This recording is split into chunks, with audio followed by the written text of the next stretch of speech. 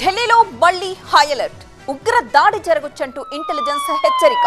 ఎర్రకోట దగ్గర లష్కరే తోయిబా పేలుడుకు పాల్పడొచ్చని వార్నింగ్స్ వస్తున్నాయి. ఎర్రకోటతో పాటు చాందినీ చౌక్ లో ఉన్న ఒక ఆలయం దగ్గర ఐఈడీ పేలుళ్లకు కుట్ర పడినట్లుగా నిఘా వర్గాలు చెబుతున్నాయి.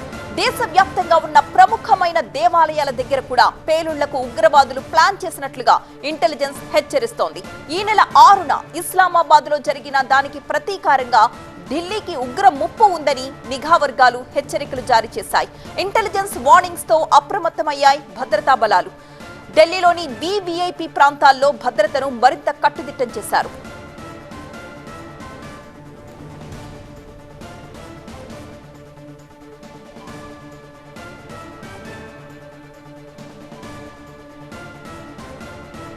ఇంటెలిజెన్స్ హెచ్చరికలకు సంబంధించిన పూర్తి సమాచారం అందించడానికి మా ప్రతినిధి గోపి ఢిల్లీ నుంచి లైవ్ లో సిద్ధంగా ఉన్నారు. గోపి,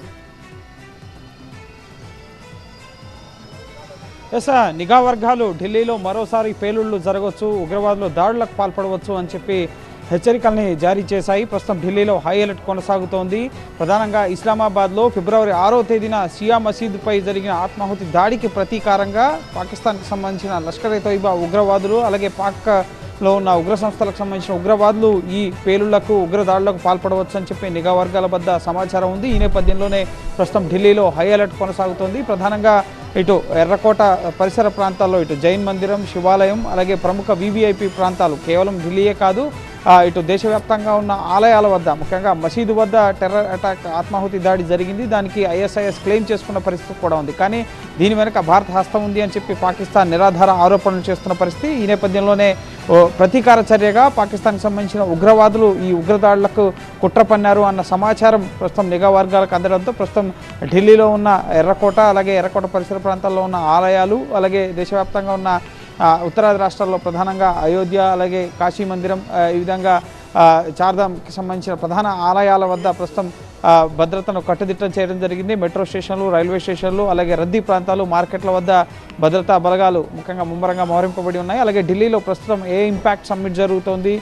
వివిధ దేశాధినేతలు కూడా ఢిల్లీలో ఉన్నారు. అనేక దేశాధినేతలతో ద్వైపాక్షిక చర్చలు ప్రధాని మోడీ జరుపుతున్నారు. సో ఒక విదేశీ ప్రతినిధులు, ప్రపంచ స్థాయి నేతలంతా కూడా ఢిల్లీలో ఉన్నారు. కాబట్టి సో ఎటువంటి అవాంఛిత ఘటనలు జరగకుండా ఉండేందుకు, ఎటువంటి ముఖ్యంగా ఈ ఉగ్రకోణంలో ఎటువంటి పరిస్థితులు, అలాగే ప్రమాదాలు జరగకుండా ఉండేందుకు ముందస్తుగా భద్రతను అయితే కట్టుదిట్టం చేయడం జరిగింది. మరోపక్క జమ్మూ కాశ్మీర్ కిష్త్వార్ జిల్లాలో కూడా ఇటు ఈ ఉగ్రవాదులను ఏరివేసేందుకు సెర్చ్ ఆపరేషన్స్ ముమ్మరంగా కొనసాగుతున్నాయి.